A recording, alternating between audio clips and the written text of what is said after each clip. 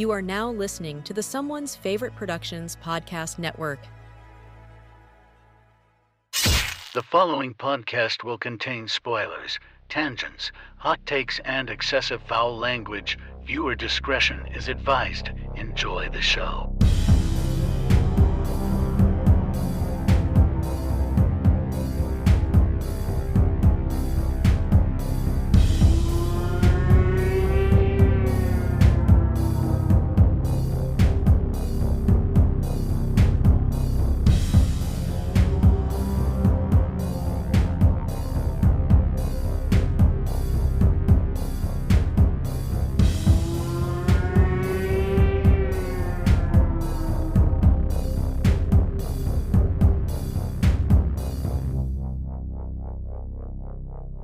Welcome back to Frightmares Podcast. I'm your host, Austin Proctor, and joining me today for episode 371 is my good friend, Michael Vyers. Yeah. I'm here. I I don't have more to that song. That's fine. That's fine, you improvised it. Today on another installment, actually the last installment of March Labness, we're discussing our wild card pick with the most atrocious name ever, from 1973, a movie which proves that even in a room full of venomous snakes, mankind is still the most dangerous. Let's see where this lands on the Nightmare Index.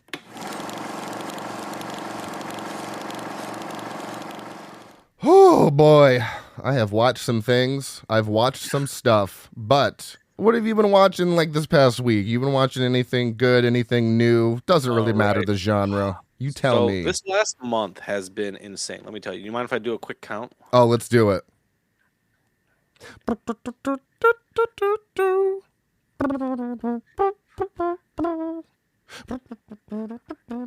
I've watched 31 movies in 26 days. 31 movies in 26 days. Very nice. Okay, that is for you. I know for you that is way above the average for sure. Well, yeah, and I usually try to watch a movie in a day, but it doesn't always work. But our friend Dusty stayed with us, and we took the time off of work, and we just watched a lot of movies. I was also knocking out some short films, which I don't. If you spend enough time on Letterboxd Spaces, some people feel like short films are cheating, but it's a fucking movie, man. Like if someone it's on made that, I'm going to rank. Same thing with like. If the occasional times that a behind the scenes documentary that's on a Blu-ray is on Letterboxd, yeah, I count it. Shit, I count limited series. Whatever I can rate on Letterboxd, I'm counting it. So do you want me to stick to horror in terms of what I watched? No, we usually I rattle off my. I mean, that's the primary thing I watch. But whatever that's just stood out, or right. Maybe been bad. I always love hearing about a bad movie. All right, yeah, I'll knock it out. Well, I will start with some horror. I watched Black Phone 2. First time? Yeah. What'd you think? I missed it in theaters. Well, first off, I just love the quote, "Fuck you with the dinosaur dick." Yeah, that was great. Love that. I wanted to love this film, and I think so I liked it. I gave it 3 stars out of 5, which I don't care what anyone says is still a solid score. Like for me, if someone gives a movie 3 stars, I'm like, this is not a waste of time. No, there's going to be some enjoyment to be had. Yep. I think ultimately I just don't like Scott Derrickson's thing. I don't like his I like some of his movies, but I feel like his style is a little aggressive sometimes. Like I really feel like someone should have been like, bro, do we need to do all of this Super 8 footage? I love the Nightmare on Elm Street vibes. Yeah, agreed. It's a little talky. It's a little long. I feel like he's almost trying to do like a Flanagan thing where it's like, let's have some really big monologues for no reason. Okay. I'd love to see a 90-minute fan cut of this movie because then I think it would be fucking great. But I love the visual references to 80s horror films. And I swear to God, I think that was a Curtains reference in that movie. It might have been, honestly. Jeez. The scene of the grabber ice skating, it's like, this is straight out of Curtains. That was honestly fucking horrifying. And it's funny that you It's so funny because who was I talking to about this? Oh, it was the Exorcism of Emily Rose episode with Spencer, and we were talking about how underrated we think he is. Because I'm looking at everything I've ranked by him: 4.5, 4.5, 7, 8, 8, 8, 8. Clearly, I love whatever he's got going on in the movies, but not everyone's going to agree on everything. So, don't get me wrong. I like the Black Phone. I like a lot. Sinister, I like okay. The Gorge, I didn't like. I didn't like Doctor Strange. I didn't like Deliver Us from Evil. Oh man, he's kind of hit or miss with me, but okay. I think he's interesting, and I like his writing partner quite a bit too. So like I'll still see the stuff he makes. Brian Woods, is that the guy? See Robert Cargill. Oh, okay. I was fucking way off. All right, Black Phone 2. Cool. What else we got? I watched Begonia. Oh, God. I have the 4K of that and still need to watch it. Oh, man. What a fucking picture, dude. Especially because I went into it dragging my FE because I did not want to watch it So, Yorgos Lanthimos I hated Poor Things with a fucking burning passion. Whoa. Okay. So, I had no interest in Begonia. What else have you seen by him though? Honestly, it was Poor Things. That was where I started. Oh man, you gotta go back. You gotta go back to Dogtooth and then Killing of a Sacred Deer. Because how much I liked Begonia, I'm like, okay, I'm gonna go back and give this guy a try. But just like the fact that Poor Things was the movie that was getting him so much of fucking attention, and I just thought it was morally kind of gross. I just struggled with the film. It will, if you go back and watch his other movies, I guarantee it might contextualize his style a bit more for you. I'm not saying you're going to like it, but you might understand it a little more. That's a fair point. That's actually one of the things that I was talking to a friend recently about with One Battle After Another.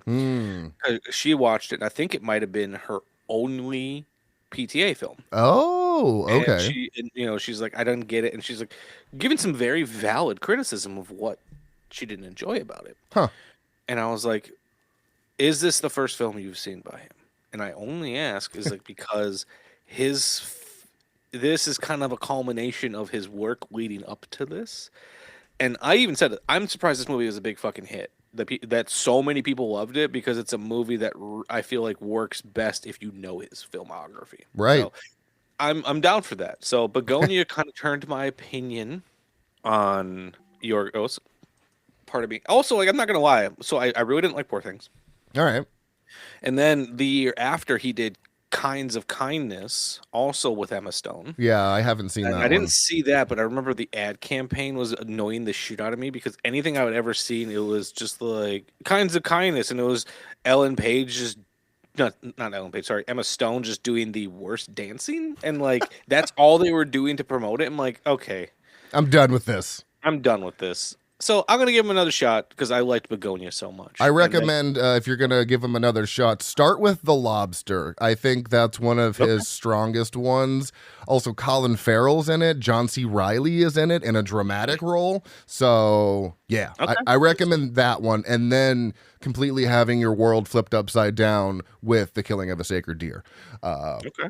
I got a couple more I can rattle off. It's really how much time you want to spend on this. Yeah, rattle off a couple more because mine are going to be quick.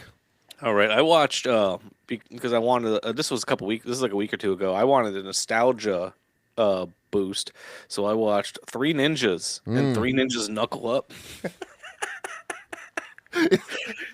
That's a great sequel name. I love it. Well, here's the thing about the Three Ninjas films. So there's 4 Three Ninjas films. There's Three Ninjas.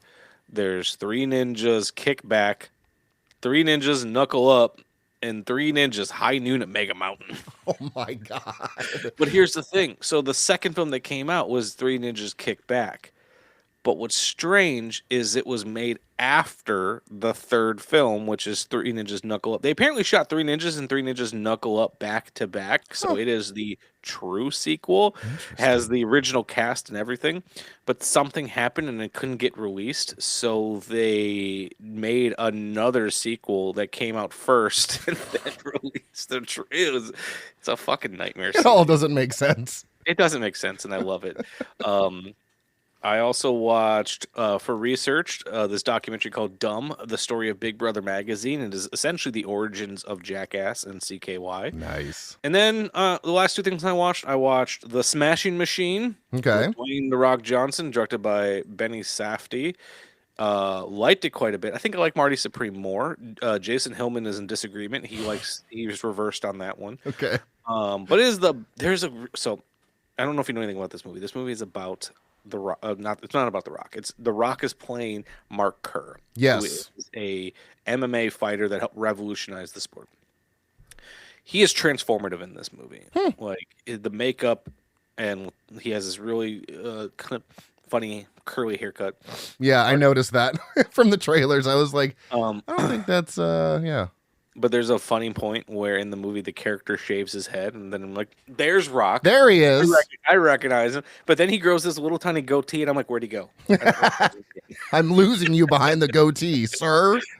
But career best performance from him, and and Wow. the movie was not a hit, and I hope that doesn't dissuade him from trying different things. And then finally, I watched Roof Man with Channing Tatum. Surprising film. Yeah, good stuff. Directed by Derek Cianfrance, who did movies like The Place Beyond the Pines and Blue Valentine. Blue Valentine. Nope, I'm thinking Blue Velvet. Never mind. Yeah, this is a depressing love story starring Ryan Gosling and Michelle Williams. I'm gonna pass on that. I don't need a depressing love story. But this movie was actually a lot of fun. It's essentially a good guy robber who breaks into McDonald's by breaking in through the roof. Oh yeah, that's the one I got from Alliance. Yeah. It's actually really good. And then he has to live in a Toys R Us for 6 months. Wasn't this based on a true story as well? That's It amazing. Okay. It's funny. There is some emotional weight to it. Okay. Solid 3. Me and Jason said this is a movie that if it would have come on TNT in the 90s, it would have been a sleeper fucking hit. Mid-level budget with some stars. All right. Yeah. All right. Well, I watched a lot. I love it. So, been getting into. I'll go through phases of true crime, and I'm in the thick of it now. Watched one called Gone Girls: The Long Island Serial Killer. Good Christ, that was a whole story. That one's on Netflix if you want to check it out. I gave it 4 out of 5. The name is self-explanatory. Long Island Serial Killer. This guy is insane. And then I'm in the middle of 2 other true crimes. One I just started called The Staircase, and then the other one. Oh, I've heard of The Staircase. I've not watched that one yet. It had like a 3.8 out of 5 on Letterboxd, and I was You're watching the documentary, right? Correct. Yeah, it's like 629 minutes. Yeah, they did make it into a limited series as well, where they like dramatized it. But I've heard that documentary is incredible. I haven't had Netflix in a while, so I keep forgetting to watch it when I do have Netflix. I don't know which one I'm watching then.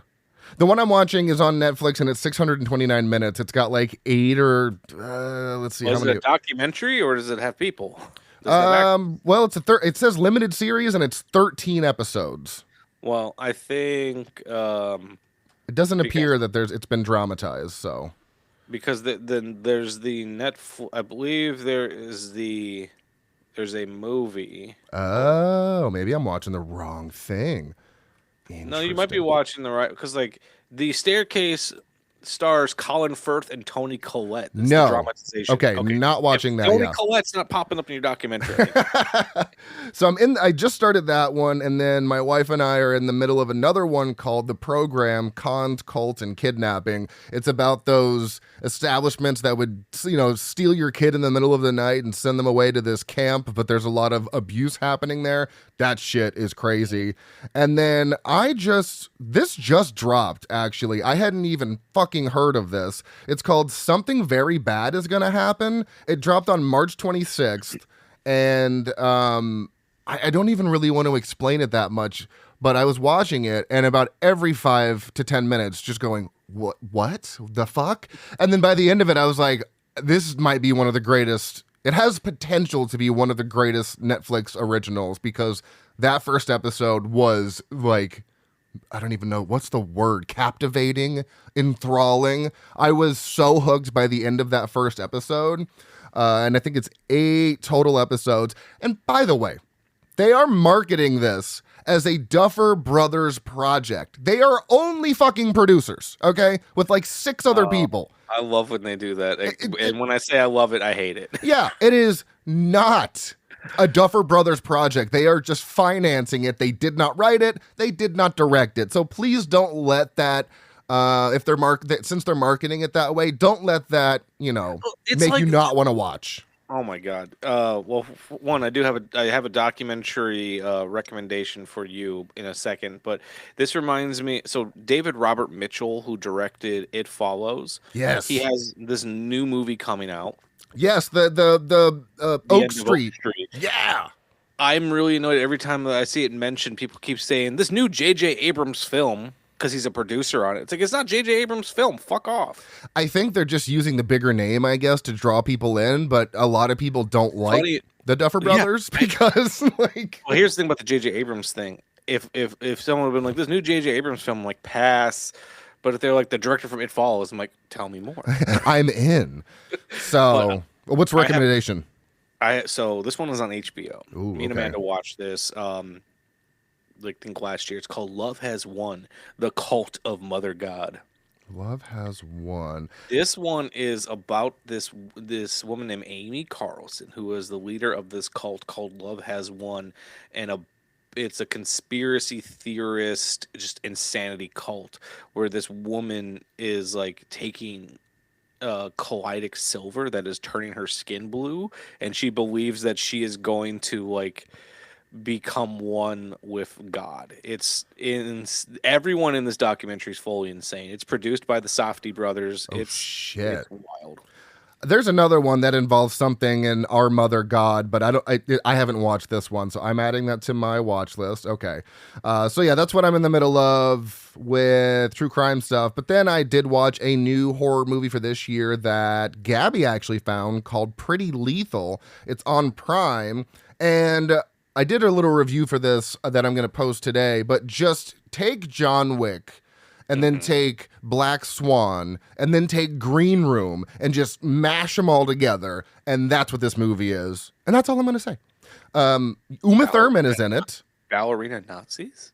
No, not Nazis. Okay, sorry. Green Room in the sense that there are people trapped in a place they absolutely should not be with a very immediate threat outside. Okay. Thank you for making me specify. Ballerina Nazis, what? And then John Wick because it turns into a bloodbath with a Russian mob, and then Black Swan because there's ballerinas in it. So, but yeah, I gave that 4 out of 5. It's called Pretty Lethal. Iris Apatow is in it, and Uma Thurman is in it as well. Oh man, as well. I do like Uma, and she's got a very thick Russian accent. It's very. Millicent Simmons is also in it. She was the deaf character from A Quiet Place, and they just had her. She was just in this movie as a deaf character. They didn't make it her entire identity, and I appreciate that. And then my cult movie challenge this week. Oh man, what was it? I can't believe I'm already forgetting. Oh, it was Udo Kier week, and yeah, he's got 4 million credits, so that was hard to narrow down. But I did watch Shadow of the Vampire, which was incredible. That was the Willem Dafoe in it, right? Yep, yeah. It's basically the making of Nosferatu, so it's like one of those films inside of films. Why would you eat the cinematographer? Oh, it's so good. Fucking, what's his name? John Malkovich is like in rare form. The range from Willem Dafoe was incredible. It was so good. Oh my God. I mean, you have to have seen the original movie for it to make sense. And not 100%. I saw it before I saw Nosferatu. See, I think you should watch the original because they recreate so many shots almost perfectly. Oh, don't get me wrong. I appreciated it more after, but it's one of those things I knew of Nosferatu. True, so, yeah. You should at least know what Nosferatu is. Okay, so even if you haven't watched it, I would recommend watching it after. But Shadow of the Vampire was amazing. I haven't rated it yet. I saw that movie at way too young of an age. Shadow of the Vampire? I saw it like 10 years old. I was gonna say it's from 2001. It's pretty old. It's okay. Then old. Wait, no, that wouldn't have been 2001. Wouldn't have been 10. I would have been. No, I saw this movie like right before high school, so I was probably 12 or 13 then. 13. Yeah. Yeah. All right. So that's what I've been watching. Good stuff here. Let's roll into the body count. I'm never ready for that. I know, every time. So this, again, is from 1973, released on July 18th of that year in the U.S. Rated PG. I mean, PG-13 didn't exist, and I guess this was... PG was kind of the de facto PG-13. Yeah, and there is a woman who is basically nude in this movie. Crazy shit. Oh, my God, yes, I got thoughts about that one, too. Mild sex and nudity, moderate violence and gore, moderate profanity, mild alcohol, drugs, and smoking, and moderate frightening and intense scenes, coming in at an hour and 39 minutes, listed as a horror sci-fi. Directed by Bernard L. Kowalski, he directed a movie I've seen from the 50s called Night of the Blood Beast, and Attack of the Giant Leeches, which I also believe is from the 50s, and then just a metric fuck ton of episodic television. I don't even want to get into how much he's done. He's done a lot. Written by two people, Hal Dresner, who also wrote Cool Hand Luke, even though it's technically uncredited, and then something called Zorro the Gay Blade from 1981, which I'm very interested in that. And then we have Daniel C. Stripecki, who only wrote this movie, but he does have 113 credits for the makeup department from 1956 to 2006. The highlights here are Planet of the Apes, 1968, and a lot of the subsequent sequels, Harry and the Hendersons, and then basically every Tom Hanks movie from 1989 to 2006. Which he knows how to make Tom Hanks look good. Apparently so. Composed by Patrick Williams. He also composed Evel Knievel from 1971, All of Me, and Crybaby. Cinematography by Gerald Perry Finnerman, who also did the cinematography for 60 episodes of the original Star Trek series, Devil Dog, The Hound of Hell, and then 58 episodes of Moonlighting. Edited by Robert Watts. He also edited 11 episodes of Maverick, 14 episodes of the Mission Impossible television show, and just one episode of Columbo. I love Columbo. That's why I threw that one in there for you. Starring Strother Martin as Dr. Carl Stoner, who was also in Cool Hand Luke as Captain, and I love this, Up in Smoke as Mr. Stoner. So he's played a stoner twice, which is fucking great.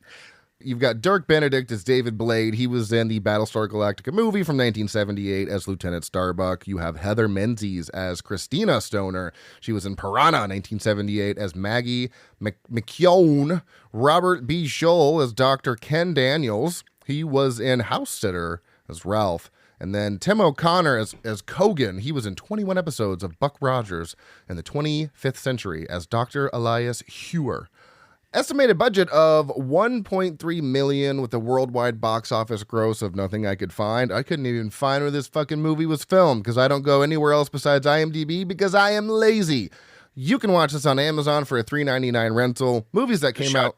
It was shot in California. It was shot on the backlots of Universal. There you go. Movies that came out around the same time. We have Soylent Green, Ganja and Hess, Son of Dracula, Coffee, Battle for the Planet of the Apes, The Legend of Hell House, Scream Blackula Scream, Enter the Dragon, and American Graffiti. That is a pretty solid good year section of time. IMDb summary: a college student becomes lab assistant to a scientist who is working on a serum that can transform humans into snakes. Let's go into the autopsy. You know, that gives away too much because honestly, let's be real here. That's like the big reveal of the movie. So it's strange that they're just flying out of the gate with that. But I mean, how else are you going to interest people, I guess? Well, plus it's like the movie's called with 7 S's, and I only memorized that because it was a pain in the ass having to type this in every time. Yeah, I memorized that as well. So it's like, there's going to be snakes involved. So I just feel like I get why they felt the need to spoil that. I don't know if I would have, but I also would have given it a more vague name. That's true. The original title was going to be Snake, but then they just snipped off the "nake" at the end. Indiana Jones should definitely not watch this movie. That's what I'm going to start with. But typically I'll dive into a random part of the movie and we'll go from there. But we have to start directly at the beginning because text on screen, my favorite thing ever. But it is actually telling us that all of the reptiles shown in this film are real. The king cobras were imported from Bangkok, the python from Singapore. We wish to thank the cast and crew for their courageous efforts while being exposed to extremely hazardous conditions. If that doesn't encompass the 70s, I fucking don't know what else does. It is the reptile equivalent of the movie Roar. Like, they legitimately had venomous snakes. All right. We're doing this. I hope your insurance is very high. But well, they could have been defanged. We don't know that. They probably were. I mean, that's what I'm thinking. That's what I'm thinking because, like, if I don't like snakes anyway, so I wouldn't have done this film. They would have put a lot of zeros afterwards. Right. And I don't mind snakes. I just don't like the ones that are venomous. I don't like those. But yeah, if I had to guess, I would say they were probably defanged. Plus, like, I don't feel like I saw any teeth with the king cobra, but at the same time, I don't know if I feel like some snakes keep their teeth hidden until right before they bite. So I don't know enough about snakes too. I'm not a fucking expert on snakes, but I would like to start talking about the 70s because animal attack movies were everywhere, and obviously that's mainly because of the success of Jaws in 1975. But even before Jaws, right, from 70 to 74. You had movies like Night of the Lepus, Frogs, our movie today, and Bugs. And then after Jaws, you'd get Grizzly, Squirm, Empire of the Ants, Kingdom of the Spiders, The Pack, Tentacles, Orca, Piranha, Prophecy. So, like, the 70s were almost bloated with animal attack movies. And I don't think it's necessarily a bad thing, but I find it interesting. I just didn't realize until I was looking it up. I'm like, oh, wow, this was kind of a theme. Oh, it definitely was. It definitely was. And it became even more so after Jaws. Right. Because then animal attack films started becoming, it's Jaws, but with blank. Like one of my favorite, so I actually really like an animal attack film. I love an animal attack film, and I also love a Bigfoot film. And they usually are one and the same because, like, let's do Jaws, but with a Bigfoot. Yeah. One of my favorite animal attack films of all time is William Girdler's Grizzly. Yeah, it's Jaws with a bear. Yeah, Jaws with paws. That's oh my god, Jaws with paws. That's actually makes it adorable. I love Grizzly. Grizzly is fucking great. Have you seen the sequel to Grizzly? No, I have not. It was a movie that was lost for like ever, and then they found it, but then they added in scenes like shot clearly in the year that it was released. It's a fucking insane movie. Not good, but it's a lot of fun. So I highly recommend that.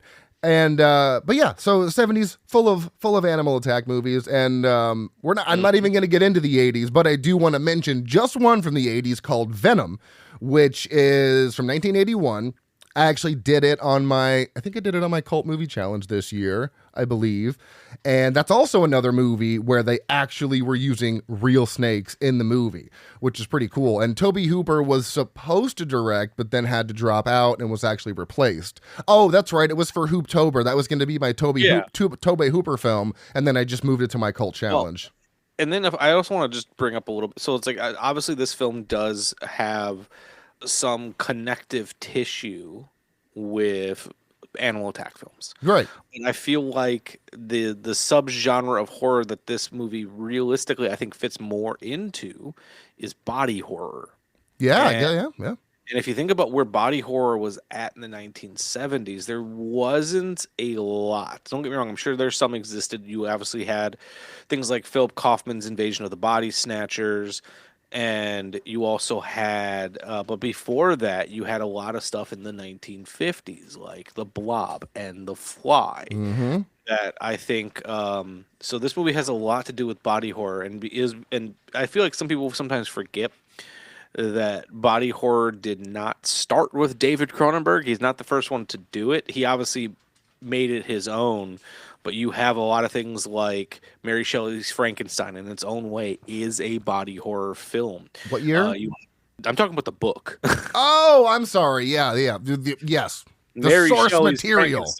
the source material is very much a body horror piece. Yeah. But then a lot of movies were influenced off of Franz Kafka's The Metamorphosis, Okay. which is a literary example. But then, like I said, while David Cronenberg really did help bring it to the forefront, some of those 1950s horror films, and then its history with the literary world, and even in its own way, something like George Romero's Night of the Living Dead, were all kind of early examples of body horror. So like it's kind of interesting to watch this film as a early example of body horror. Right, and it's not overly grotesque. It's not anything gross. It's PG rated, so it's very tame, but I mean, you're absolutely right. It definitely fits into the body horror category. And it's also mad scientist as well, because you have a guy performing experiments on someone who, not even against their will, they're not even aware of what's happening until it is basically too late. So, and I do love how the movie wastes zero time establishing that the environment David has found himself in is not safe, but David kind of ignores all the red flags. I don't know. I think there's a there's a very important theme in this film of just because someone's a doctor doesn't mean you should blindly trust them. Correct. You should question the things around you and question the things that you're. This is going to make me sound anti-vax. That's not the case at all. I do believe in trusting science and trusting the experts, but I'm also a firm believer in asking questions. Correct. Yes. Asking questions. And granted, this person would have lied to David anyways, but you know, whenever me and my doctor, and I trust my doctor and I love my doctor, whenever we talk about a new medication, I ask a boatload of questions. Yeah. I feel knowledge is power. But please, vaccinate your fucking kids. Yeah, please. Let's all do that. Everyone needs it. Just do it. Let's not fight it. But I figured I should add a postscript to that. No, that's fine. I didn't want people to think that I'm some right wing nut job. No, and I'm also backing you up to establish the same thing. So, so yeah, I mean, you know, the house full of snakes. The job description vague at best. The employer, Dr. Stoner. Not to mention the fact that most of the snakes in there are highly venomous. And within a few minutes of being there, Dr. Joner, injects something into David, and he's like, it's just an immunization. And I'm like, I bet it's not. It's silly. I'm like, Yeah, you're like, I don't trust that. I wouldn't be stuck with a needle 5 seconds after being in there. I know not to trust Brother Martin. Yeah, exactly. At least you do. I don't think I've seen him in much else besides like Cool Hand Luke. But Cool Hand Luke, he was also a piece of shit. So okay, it's been a minute since I've watched that movie. Maybe time to go on like a Strother Martin just binge here. But I think this creates kind of a slow creeping dread because like we know something is wrong, but David is completely oblivious. And I think that ignorance is exactly what Dr. Stoner is counting on because he's just going along merrily as can be. He has no idea that Dr. Stoner is injecting him with a serum designed to transform him into a snake. And not like metaphorically, like literally, he wants to make him a snake. Which is, I mean, that's gotta be one of the most original ideas for a film I've seen. Besides like Animorphs and shit, has there been another movie where someone, like Tusk, but that was more body modification than anything? I don't think, and I'm not saying it doesn't exist, right? Because let's be real, it could. I don't think I've ever seen a movie where someone gets turned into a snake. Yeah, exactly. So it's incredibly original, I think, in that way. And I think one of the key details here about Dr. Stoner is he really believes that snakes are evolutionarily, God, that's a fuck of a word, superior. And he's like, yeah, I can improve the human race. Like, I can fix that.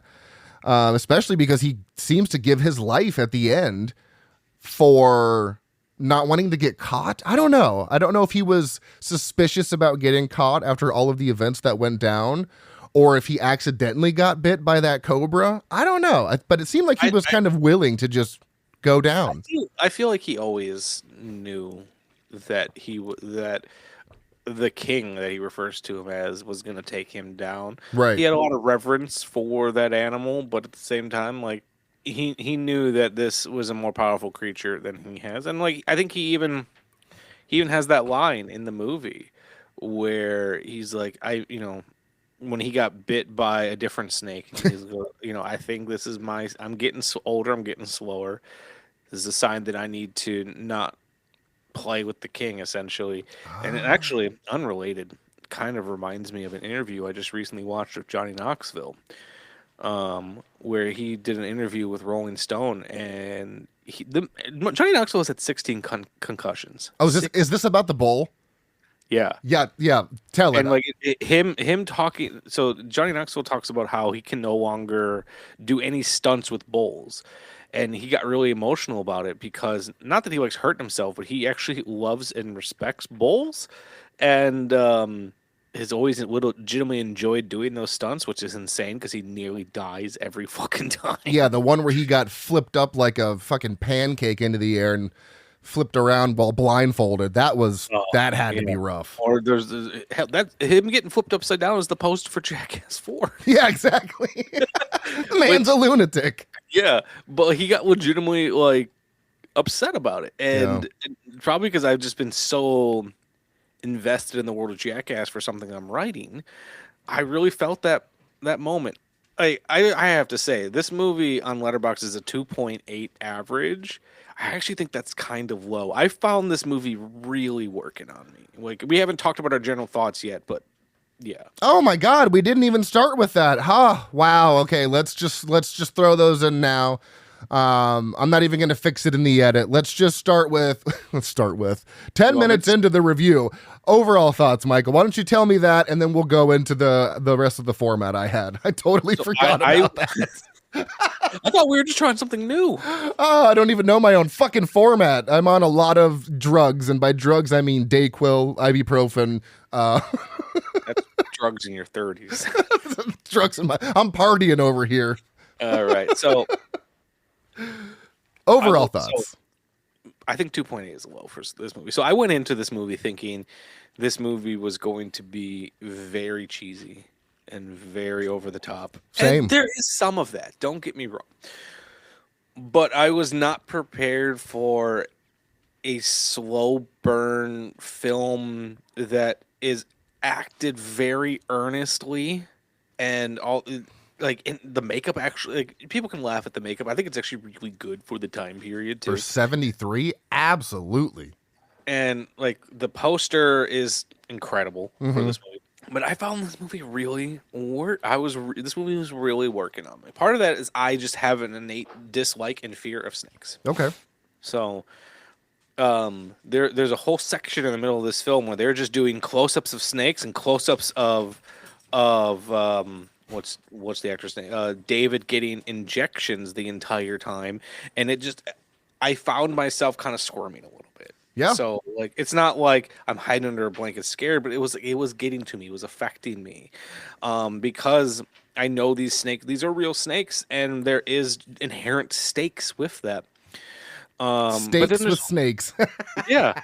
But then there's also just a lot of like that scene where Struthers Martin, the first time he's trying to extract venom from the King Cobra, I was fucking edge of my seat. It was like, because it was so well put together.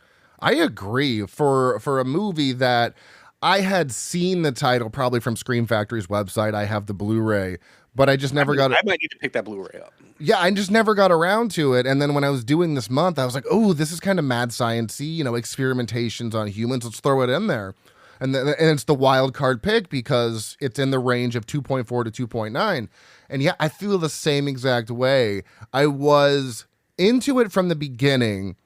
And then it was, we're getting towards like the third act, and I'm thinking, all right, I mean, I'm enjoying this. But then the last 30 minutes of that movie ramp up so quickly that I almost wanted a little bit more, which is rare for me to say. I almost wanted like 5 more minutes, 10 more minutes of just that. Because I was getting stressed at the end of the movie. Yeah. But it's, and then the whole, carnival aspect of it. Yeah. Was really working on me. I don't know, just something about this film that I thought was incredibly effective, and I don't know if this is a thought that is best put here or later on, or we can expand upon it. So this movie predates Tobe Hooper's entry into the world of filmmaking by a year. Mm-hmm. This feels so Tobe Hooper coded in that I feel like I can see Tobe Hooper doing a remake of this film. I wish he really got to direct Venom, because then that would have been our Snake film with Tobe Hooper at the helm. You know, so I agree. I think I read your review for that. You were like, I'd really love to see, you know, Tobe Hooper's take on this. And I'm like, you know what? I think I would like to see that as well. Yeah, because like I said, even though this movie predates Tobe Hooper, there's just elements of his visual style. Like I see some of Funhouse in this, obviously with the carnival aspect. Ooh, yeah. I see some of oh god, what is his alligator movie called? I think it's just called Alligator, isn't it? No. Isn't it? Is it not that simple? It's simple. Eaten Alive. Oh, Eaten Alive. Yes. Okay. I see some of Eaten Alive in this film. I don't know. I almost think it's like, because this movie is very clear to me because I'm a nerd for classic cinema. It's very clearly shot on the Universal backlots, and I was like, man, I would like to see this. Just Tobe Hooper find a shitty house in the middle of Texas and just make this even, because it's already kind of a gritty movie. It's a pretty low budget Universal film. Yeah. I would love to see Tobe Hooper's like micro budget grit version. Well, and it's crazy too, because when Universal popped up for the first production company, I was like, whoa, I was not expecting this to be a Universal production at all. So that was kind of crazy to me, but yeah, this movie really worked for me, and I'm really glad it worked for you, because nothing is worse than when I have someone on the episode and they're like, I did not like that movie. It makes me feel bad. So I'm glad it worked for you and it worked for me, because there is, and it fits so perfectly with the slow burn aspect, because a lot of 70s movies are like that. A lot of 70s movies have that slow burn quality to them. And I was not expecting the carnival, which was amazing. I wasn't expecting the last 30 minutes to be anxiety, like riddled with anxiety. And then some of the stuff that Stoner even does, like this man is going to the extreme to get what he wants. And then once he's done it, he's like, all right, I'm out. David's going to go off into the world, make these reptilian humanoid creatures, and then humanity will be saved. Plus, it's got a drunk snake. Who doesn't like a drunk snake? I loved Harold so much. His relationship with Harold, and then the fucking guy kills him, and I'm like, how dare you? How dare you do this to me? The audacity of fucking Steve, whatever his name was. God damn it. That's exactly how I felt, too. Yeah, that was the most gut-wrenching kill of the entire movie, was Harold. I was like, son of a bitch. Yeah, I've got more things to say about Harry the Snake, but I know you. I want to make sure we stick to your format. Yeah. No, you might as well. We're here. You might as well go for it. Well, one thing I think was so genius about the character of Harry the Snake, or Harold, I don't remember exactly how he's credited. Are you familiar with the term "a window character"? Oh, I mean, I know the phrase, but you're gonna have to remind me of what it actually is. So, a window character is a character that your lead character can speak to, and essentially show the window of their soul. Yep. That's why it's called a window character. It's usually a character you deliver exposition to, and that's Harry. Harry is there for us to be able to get Dr. Stoner's innermost thoughts. You know, they could have easily done it with like a tape recorder, which they do at some points, but like I feel like he's able to be more of himself and open up with Harold the Snake, and I think that is a really smart choice. Yeah, like I said, I love their little relationship that they had, and I love the line too when Christina comes home and they'd both been drinking. He's like, all right, Harold, or Harry, it's time to act sober now. I was like, this is the cutest goddamn relationship. with this like 12-foot fucking ball python. Yeah. I love it. Well, because the character of Dr. Stoner, he is one way around David. He's very clinical, and he shows some warmth to David because ultimately David is his experiment. Right. And he doesn't want anything bad besides turning him into a snake. But he doesn't view that as a bad thing necessarily. He reacts one way with David. Right. He acts another way with his daughter. Mm-hmm. But I feel like he's most himself with Harold. Exactly. I 100% agree. And without that character, you wouldn't have that. That's true, because with David, he is not loud and chaotic. He's calm, and he's completely convinced that he's right. He's not really evil in this dramatic way towards David. He's more evil in a, to himself, this seems reasonable to me type of way. And I don't think he ever sees himself as the villain. He just views David as his stepping stone. Yeah. He treats the transformation as progress, in the right direction. No, and actually what Struthers Martin does in this movie is really great. Were you ever a pro wrestling fan? I have a point I'm making. I'm not just asking random questions. I watched it a lot in the 90s, but I haven't kept up with it. Perfect. No, that so the wrestler Mick Foley, also known as Mankind, he one time said that the best piece of advice he had ever been given about being a heel wrestler was that the heel should believe without a shadow of a doubt that they are correct and they are right. So if you are a bad guy wrestler and you go out and say the sky is red, you need to believe it and sell it so much that people will go outside and check. Right. Okay. And that's what Strother Martin does in this film. He believes what he's doing is just and is right. So that way it helps him from being a one-dimensional villain. Yeah, and since you get to see basically 3 different sides with him, of him, with David, with Harry, and then with Christina, you really get a sense of who he is internally and externally, which I find fascinating. I feel like there's a lot of depth to his character, and honestly, I could have used a little bit more, but I think how they did it was still very effective. He is mad he's not like in James Whale's Frankenstein, the way that Dr. Frankenstein is just a fucking lunatic. He's mad in a very different way for being a mad scientist, and I appreciate that. Yeah, he to me represents just unchecked scientific ego. He's not mad. He's not madness. He is certainty, and that's what makes him dangerous. He's closer to that of Herbert West.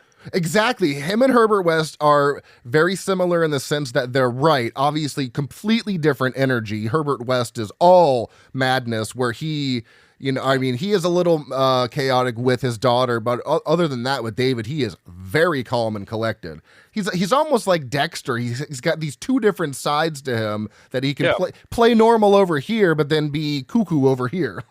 Yeah, and it's also like even just like when David and Christina come home at one point, like he jokingly is like, "Oh, the lovebirds have returned." Yeah, like, he's not against Christina getting close to David because he's like, "Oh, I don't want you dating my daughter." It's because he knows he's turning them into a snake, and he doesn't want Christina to get hurt. Right, and that's why they have that fight, which is funny.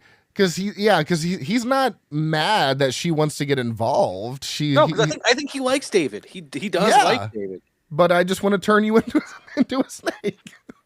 That's all I want to do. Just come over here. Let me inject you with all of this shit and turn you into a snake. So, and I feel like it does. It does. You mentioned Dr. Frankenstein a minute ago. I feel like it does slightly have that Frankenstein edge, playing God, the scientific arrogance and creation without any ethics. But instead of creating life, he's replacing it, switching it. He's not obviously not creating something from nothing. He's transforming it, I guess would be the better way. Yeah, I also think it's interesting too that like when this movie's playing out, obviously we knew he's trying to turn David into a snake. Right. And originally I thought the whole thought was to turn him into like a snake man. Like he was. I didn't realize until the very end. It was like, oh no, you wanted to become a legitimate snake. Yeah.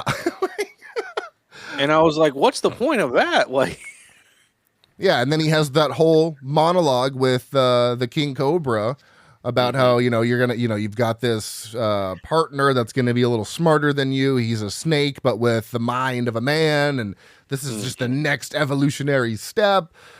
But yeah, I thought it was going to be more in line with the snake humanoid creature we saw at the carnival, which, by the way, I didn't realize it until the second time they showed him, but he's like half missing an arm. He's got like no legs. Like, what do we think? I mean, failed experiment from Dr. Stoner? Absolutely. It's gotta be.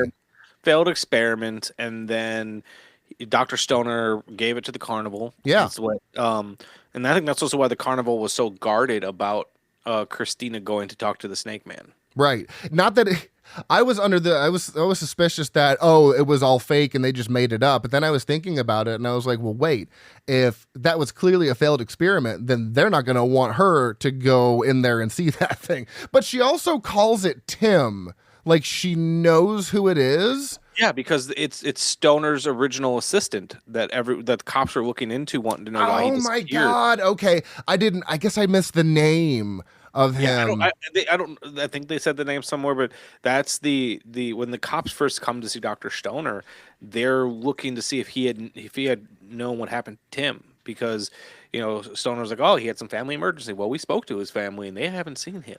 Yeah, I love that. The cops don't find it suspicious at all that Stoner's last assistant just vanished. His aunt hasn't heard from him in a couple months. No one has seen him at school. The common denominator here is Stoner, but they just write it off. Just completely write that shit off. Well, he's a kindly old white guy. He didn't do anything wrong. Of course he didn't.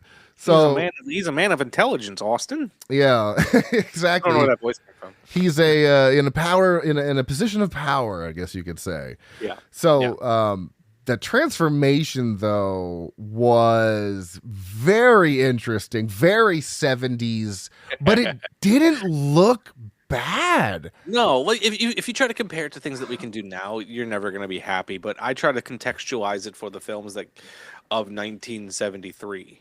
Right. We had The Exorcist, yeah. A lot of great, practical makeup and stuff like that. But a transformation into a snake, I mean, for what we got, it looked pretty damn good. And let's be real, like if we were to try to do this now, it'd be completely CGI, and I'm sure it also wouldn't be very good. Yeah, and if we did this today, a lot of the snakes would be absolutely fake. They would be CGI as well. And the fact that all of those close-ups of that king cobra, it struck fear into me. I was like, this is. It was making me feel some sort of way. Yeah. Same. And I'm like, this is dangerous. The king cobra is I think it is the most dangerous snake on earth. And then they also had the black mamba in there as well. Oh man, I was like, but also those shots were. And normally when I see snakes in a movie, because I don't like snakes, but usually if I see them at the zoo, it's one, I don't care. Right. If I see them on a movie, it doesn't. But for some reason, this movie was incredibly getting under my skin in a way that horror films don't usually do. Yeah, sometimes, don't get me wrong, everyone will jump at jump scares and things like that. Or you can watch a movie and be like, oh, there's some great tension. They're really building. Like you can appreciate the scares even if they don't fully work on you. But this movie was getting under my skin in a way that I am not too, I can admit that. Well, I feel like it's because the horror is gradual, and it's also inevitable at the same time, and it feels, I don't know, it almost feels deeply personal. It's not a monster attacking you, it's you becoming a monster, which is, like I said, it just feels so original. I'm not saying other movies haven't done this, but I really loved how slow they played it, because I was never bored, but I was wondering, okay, when's this gonna kick up? And classic 70s third act, I'm like, okay, here we go. Yeah, it's all building towards the third act, and right, it's a style of horror filmmaking that I really miss at times. I'm not saying every movie needs to do that, but I feel like if they were to make this movie now, they'd be like, okay, we need to have something every 10 minutes or whatever the fucking rule is now, or but there was just enough. Like I think all the stuff with the snakes alone was just kind of building things up, and then your big moment before the final act was the carnival sequence. Yeah, that is what really set things off. And when Christina runs out of there, drives because she's worried about David. She's like, oh God, that's Tim. What about David? And she's like convinced that that's what's been going on with David, because David has slowly become, he's starting to look a little bit different. He's starting to act a little bit different. There's one point where Stoner won't even let Christina see him because his face and his skin has clearly changed. And then and all the clips of them like pulling the skin off was so well done. I believe they probably did it with glue or some sort of like because I remember doing that in elementary school, just rubbing glue in my hand and being like, look, I'm pulling off my skin. Oh, did the same shit. Yeah. Did the same shit. But yeah, it looks so convincing. Like they were really pulling off skin. And he's like, oh, this will only happen the one time. I'm like, you're shedding your skin like a snake. And I wonder if what he said about that was true, about how like the venom inside of snakes is what causes them to shed their skin. I feel like it might be true. He mentioned something about that. And he said it so convincingly that I was like, I believe it. I believe it. Yeah. I mean, I know you're turning this guy into a snake and your morals are all over the place, but I think I believe you.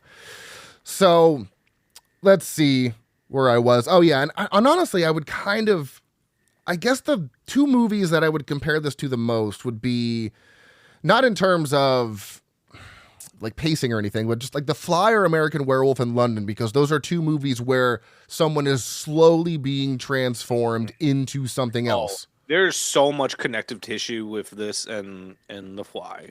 Yeah. Obviously The Fly, David Cronenberg, very much body horror, very grotesque. Because the original Fly is not... Actually, if anything, the original Fly feels more like this movie. Yeah. But like it feels like the perfect middle nesting ground between The Fly 1959, I want to say it, and then like David that. Cronenberg's 1986. This is like perfectly nestled in the middle, where it's like we're transitioning to get to the point that David Cronenberg would get to. Right. Yeah. Obviously, this is a much quieter, grounded approach than The Fly, as that one ramps up pretty quickly. But I feel like it's very akin to The Fly, as it's another scientist doing experiments. Only this time it's, on himself, and he accidentally becomes this grotesque creature. Obviously, in our movie today, it is an intentional transformation on somebody else. So young Michael would have referred to this movie as lab coat porn. That's what I used to refer to when I was young. I didn't like science fiction movies because I thought of them all as like the 1950s monster, like those type of sci-fi movies where people described as people in lab coats doing experiments. Lab coat porn. That's basically I like those movies. So yeah. Taste definitely changed over the years, because trust me, I would have turned this off so quickly, because I had that dumb rule, like if I'm not hooked in the first 20 minutes, I'm turning it off. Dumb way to live. So glad I don't do that anymore.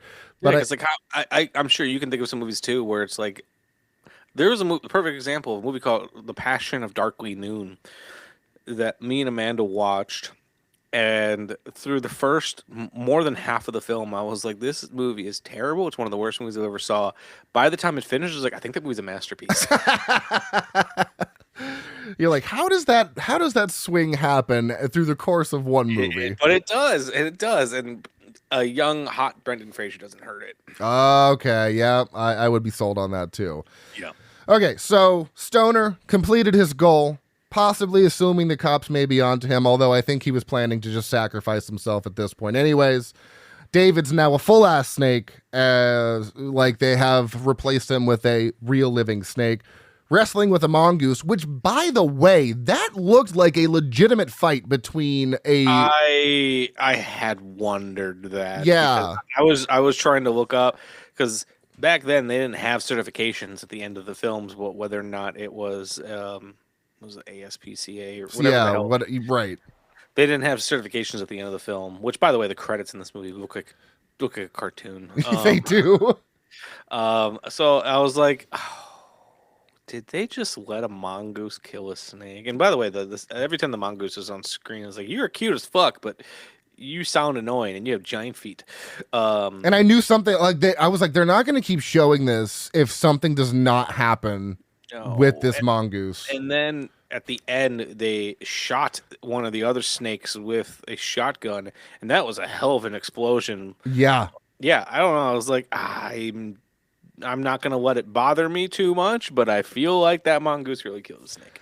Yeah, or fighting it and maybe someone broke it up. That I was like, I don't know if I like that. I was not expecting that guy to just shoot the fucking snake. Like, wow, okay. Well, and then they did a beautiful job building, because, like, you know, I feel like any other movie, like, how the hell did he get that shot? But then they had that great little moment of character building at the carnival where it just showed how comfortable that sheriff is with a gun. Yeah, because the other guy couldn't hit the broadside of a bar, and he's like, he's like, watch this, bam, bam, bam.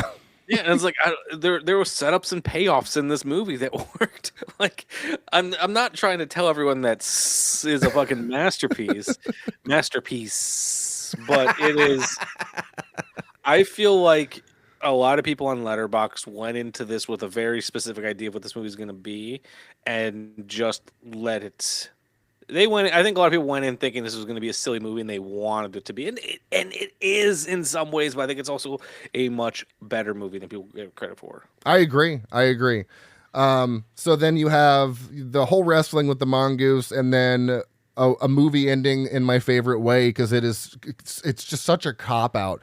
Freeze frame of Christine just shouting David's name over and over because she's worried that I love a freeze frame ending though. No, I do too, but it's such a fucking cop out. Like, a little bit, yeah. But it's so cool. But it's, it leaves it open ended. Did David survive? Like, where does this movie go from here? And by the end of it, by the time the credits rolled, I was like, you know what? I fucking like this movie. I did not think I would like it as much as I did. This is a perfect. Well, you live in Florida, so you can never have the windows open. But this is a perfect, late spring, early summer, have the windows open type of movie. Yeah, I really enjoyed this and want to. I'm on Amazon right now looking at that out of print Scream Factory Blu-ray. I should probably pick that up before it's gone. Is it out of print? I thought I saw it was out of print, but it's only $15 on Amazon. I would grab that shit for $15. So yeah, I mean, I definitely recommend this one. This is one of the wild cards. I think honestly, all the wild cards so far this year have actually been pretty good. Which is I will say, I went into this movie like I'm never like, I don't want to watch this fucking movie for Austin's podcast, but I was like, all right, let's get this movie out the way, and I really enjoyed it. Yeah, and I've been, like I told Gabby, I was like, I'm trying to pick people I wouldn't normally pick for movies this year because I'm just trying something new, and it has worked out until last episode with Corey and Frankenstein's Army. So my streak is I'm like batting 9.999 right now, but yeah, I enjoyed this. Is there anything else that you wanted to mention about this movie before we move on here? Let me take a look. So I do want to touch on the Universal backlots a little bit. Sure. I have got an obsession with the Universal backlots. Because I feel like they kind of have a very specific vibe and feel. And once you start getting used to the way that the backlots look, it is very easy to place them. So for example, this is not going to be fun for anyone who can't fucking see what I'm posting. But Austin, I'm going to send you a photo to Facebook real quick. Yeah. Actually, no, I'll text it to you because okay. I got my phone stuff pulled up right now. So that I'm sending you a picture of the university from the movie. Okay. And the nice thing about the backlots, they can change things. But this is the same square as Back to the Future. Oh my God! And the same square as Gremlins. Yep. That's hilarious. Yep. Holy shit. So once you start noticing because obviously it doesn't have the clock tower, it has, they get rid of the actual tower part. Yeah. In there, but it's the same square. I feel like Marty and his girlfriend sit on that fucking bench in Back to the Future. Okay. That's amazing. Or the Stoner house, unfortunately, is no longer there, but it's like right next door to where the Psycho house is at. I was gonna ask because it's right off of Janet Lee Drive. Nice. And then even like the waterfall that we saw later on, because originally, the reason I started digging into this because like that waterfall felt so much like the waterfall from Wayne's World, where Cassandra is shooting her music video. It's not. That's actually at the Botanical Gardens in LA. But this is the waterfall and lake. It's on Falls Lake at the Universal Backlot, and a lot of popular movies have been shot there too. How funny would it have been if it was the same waterfall because she was holding a giant fucking snake? That's what I was hoping for. I was really fucking hoping for. But they used to shoot a lot of westerns out at Falls Lake. Nice. And, like, they shoot Leave It to Beaver there. They shot the Psycho Swamp there. I find it really fascinating when they are able to do things like this. And another, like I said, if you look at movies that were shot on those backlots, obviously Gremlins, a lot of Steven Spielberg's produced stuff shot there. Makes sense. House of 1,000 Corpses was shot on this backlot. Oh, that's right. That was a Universal picture until they disowned it. Yep. And I think the Firefly house is still on those backlots. Oh, amazing. Like it's one of those. It's one of the houses they can just refab and do whatever. Or like, the neighborhood that the Burbs is set in. That's the Universal backlots. It's the same neighborhood that they shot Desperate Housewives on. Amazing. Okay. All right. The Munsters house is in that same street. The Munsters house is in Desperate Housewives. They just cut it out.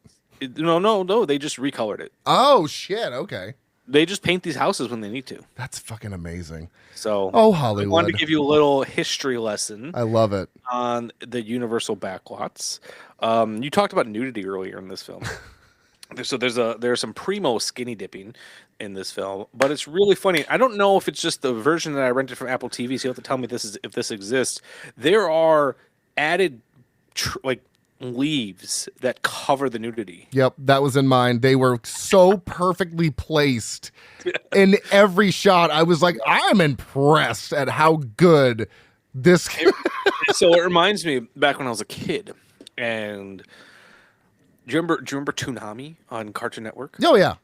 So they used to show episodes of Dragon Ball and Tenchi Muyo. There was a lot of nudity in those cartoons. Oh shit! In Dragon Ball? Dragon Ball just showed full-blown Goku dong. Holy shit. All right, I did not know that. But there is a moment where like Goku's laying in the grass and they just show his dong.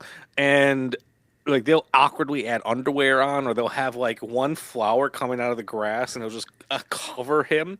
And that's essentially what they're doing, the Toonami style censorship.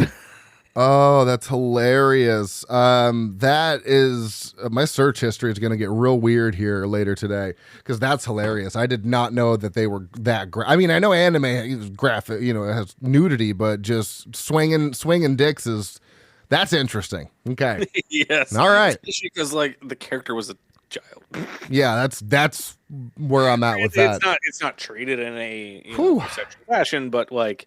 They have different rules on nudity and censorship in Japan. So when it came to the U.S., they're like, we can't show this on after-school television. We gotta cut this out. They essentially do the same thing in Dragon Ball, and I found that really funny. We talked about the drunk snake. We talked about Red Brown. I talked about the Toby Hooperness of it all. I think that's all my notes. And I think that's a perfect segue from swinging dicks to the final cut. So why don't we roll into that? Sure. Some good taglines here. Terror is ready to strike. Once this motion picture sinks its fangs into you, you'll never be the same. For them, there is no escape. And my favorite, don't say it, hiss it. That is fucking great. Love that. It makes this title worth it. Yeah, exactly. That's exactly what I said. So all the venomous snakes featured were authentic, and the cast actually did have to interact with them for filming. Only in the shot where Strother Martin grabs the King Cobra's head during the show was a puppet snake actually being used, which is very interesting. Mm-hmm. So they don't want to piss off the snake. Yeah, that's true. So the mongoose in the movie is actually something called a Tyra, a member of the weasel family native to tropical areas of Central America and South America. Among the 100 snakes used were rattlesnakes, boa constrictors, pythons, king cobras, blue racers, hognose snakes, and two-headed Florida pine snakes. And this one I don't believe, but I'm going to say it anyways. At one point during development, Steven Spielberg was asked to direct, but turned it down. I don't know.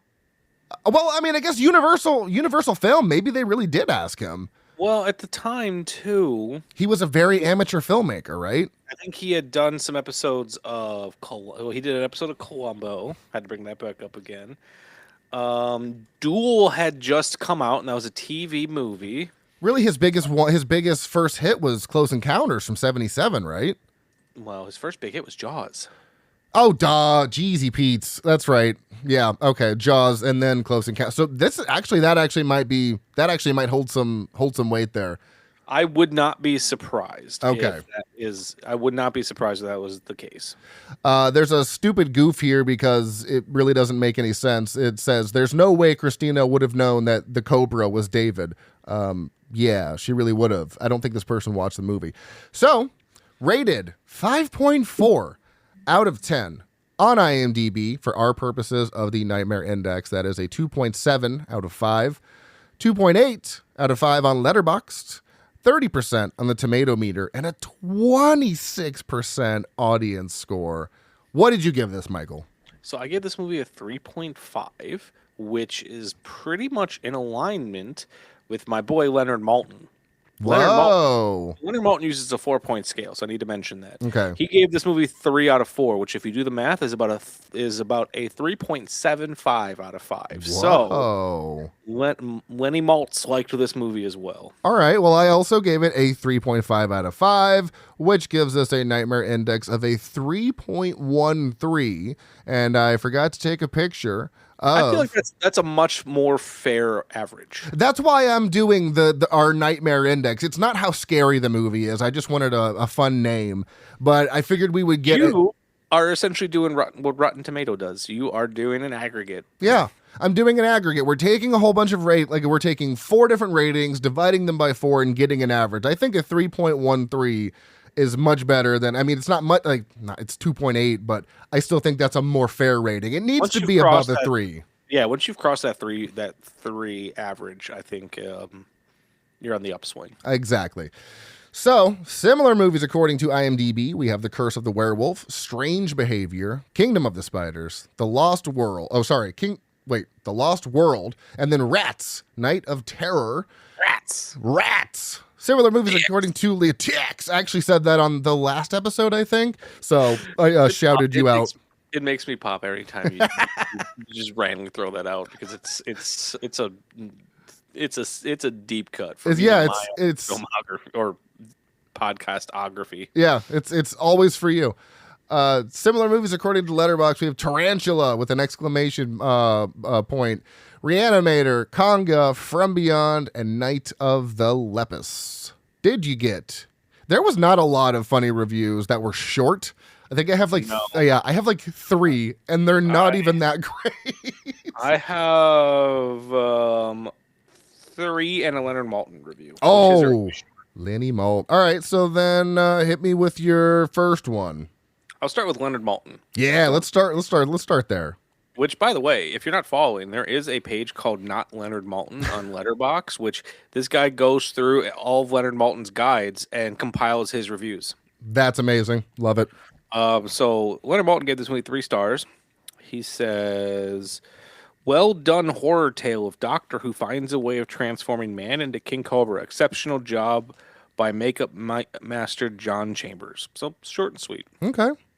Very nice. I have a 1 star from Mason Kaiser.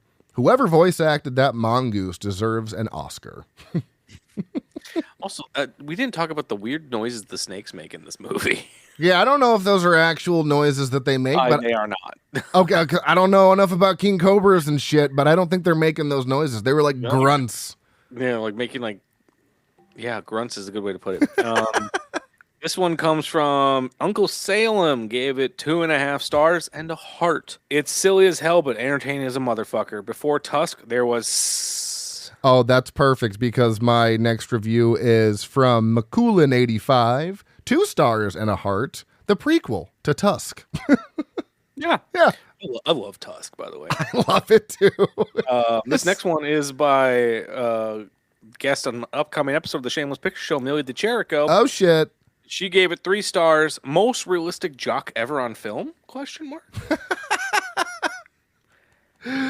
1 star from Ree's Pieces of Mind. Oh, that's fun. There are a lot of snakes and a lot of men with their shirts off.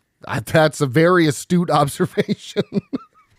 All right. My last one is from, am I reading this name correctly? Ben Grayard. I asked my son what he thought of Sssss, and he said it was stupid. 1.5 stars and a heart. Oh, wow. Oh, goodness. Michael, where can everybody find you on social media? All right. You guys can find me on Letterboxd at Vyers102008. You can also listen to the sultry sounds of my voice on my podcast, The Shameless Picture Show, which Austin is our fearless editor. If you like the way our show sounds, it's all because of this man over here. Give him all the credit in the world. You can also find me on TikTok at Shameless Picture Show. But, at this point, find me on Instagram, Michael_Vyers or Shameless Picture Show. I'm kind of getting sick of TikTok, so I'm putting most of my energy into Instagram. Same. Come find me. I talk a lot about aspect ratios, audio and picture quality on movies. It's a good time. I was going to throw it in there because I didn't think you were going to say it. You talk about aspect ratios on that platform more than anybody else. So I had it ready in case you didn't say it. I don't know if that's still true, but I'm going to keep going with it. Yeah, just keep going with it. I like it. So if you enjoy the show, please rate and review on your favorite podcast app of choice. Follow us on Facebook, Instagram, TikTok, Slasher, Threads, and YouTube at Frightmares Podcast. Email us stayspooky@outlook.com. You can follow me personally on Letterboxd at Dr. Proctor. And if you'd like to expand your movie podcast listening, be sure to check out The Shameless Picture Show, The Dead-Eyed Millennial Film Club, and 1 Week Rental as well. And go through someone's favorite productions. They have like 30 podcasts. Go through them. I don't even want to just pick a few. It's not fair. You got to go through them and comb through them and find the ones. No, there's some legitimately good stuff on there. Really. I'm not even just saying that as someone who is also on the network. It's just I was actually listening to a couple of those shows before I put it together they were on that network. It's just some really good stuff. Good stuff. Hell, there's 2 podcasts about audio commentaries. I didn't know there was 1 podcast, but there's 2. Yeah, same. I didn't know there was 1, and now we have 2. So next month, our theme is Vampiral's Bite, where Corey and I will be doing our essential pick, Fright Night from 1985, which isn't fucking streaming anywhere. That seems like a crime. I can't. Crazy. I don't own that movie. I recently got the out of print steelbook for like $35. I need to get that movie. Yeah, so hopefully you own this one because I am shocked it is not streaming anywhere, but you can rent it on Amazon for $3.99. So until next month, next week, what have you, stay tuned and stay spooky.